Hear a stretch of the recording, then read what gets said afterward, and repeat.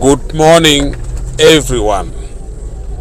Today, the 7th of March at 6:30 a.m., I'm sending this message to everyone with a very heavy heart on the issues of our LC1 of Apaa, who was arrested 2 days ago.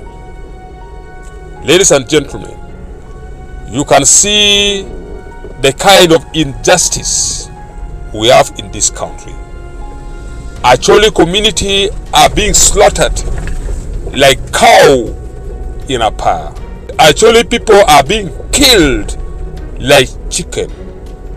Right now, the security personnel, the government operatives are moving ahead to arrest the community of Apaa and leaders of Apaa, taking them to Ajumani.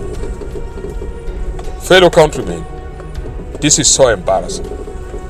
On this note, I would like to inform government and the police of Ajumani who have arrested the LC1 of Apaa that tomorrow, Friday, the 8th of March, by 10 a.m., if the LC1 of Apaa is still under your custody, note that I, Gilbert Olanya, I am coming with my team to collect our chairman LC1 of Apaa. Tomorrow, Friday, by 10, be on notice that we are coming to pick the chairman LC1 of Apaa, bring him back home. If you are wise, make sure by today the 7th, before the 8th of tomorrow, make sure the LC1 of Apaa